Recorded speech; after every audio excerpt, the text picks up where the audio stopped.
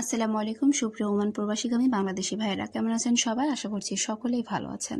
আজকে ভিডিওতে আমরা আলোচনা করব ওমান ভিসার সর্বশেষ আপডেট এবং ওমান থেকে বাংলাদেশে বৈধ ও নিরাপদ উপায়ে টাকা পাঠানোর সহজ পদ্ধতি সম্পর্কে। যারা বর্তমানে ওমানে কাজ করছেন অথবা ওমানে যাওয়ার পরিকল্পনা করছেন তাদের জন্য আজকের ভিডিওটি খুবই গুরুত্বপূর্ণ, তাই ভিডিওটি শেষ পর্যন্ত দেখার অনুরোধ রইল।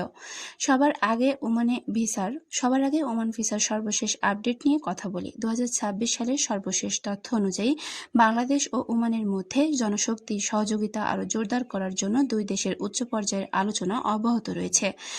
বাংলাদেশ সরকারের পক্ষ থেকে জানানো হয়েছে যে ওমান সরকার ধাপে ধাপে বাংলাদেশি কর্মীদের জন্য কর্ম ভিসা চালু ও স্বাভাবিক করার বিষয়ে ইতিবাচক অবস্থানে রয়েছে।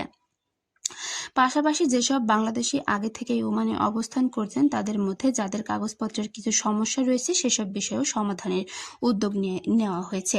তবে সব ধরনের ভিসা সবসময় সবার জন্য একসঙ্গে চালু থাকে না। কোন পেশার জন্য কয়টি ভিসা দেওয়া হবে সেটি সম্পূর্ণভাবে ওমানের শ্রমবাজারের চাহিদা এবং সরকারি অনুমোদনের উপর নির্ভর করে।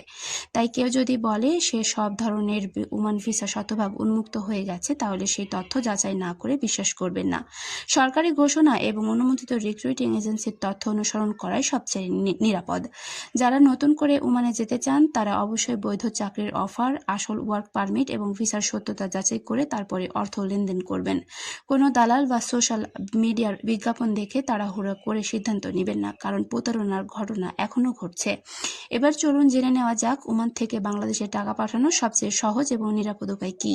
বর্তমানে সবচেয়ে ভালো পদ্ধতি হলো লাইসেন্স প্রাপ্ত এক্সচেঞ্জ হাউস অথবা ব্যাংকের মাধ্যমে টাকা পাঠানো।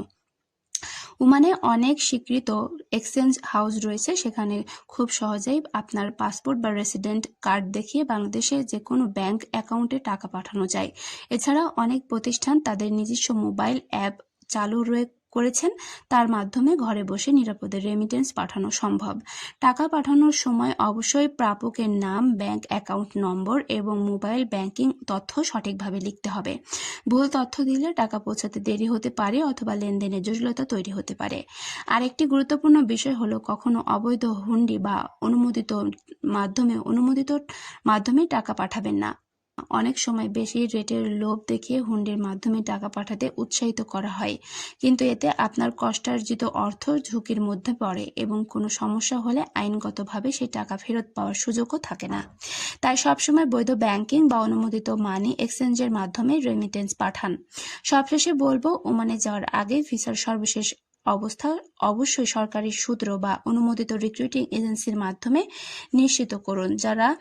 যারা ইতিমধ্যেই ওমানে আছেন তারা বৈধভাবে কাজ করুন এবং বৈধ ব্যাংকে টাকা পাঠিয়ে নিজের পরিবার ও দেশের অর্থনীতিতে অবদান রাখুন।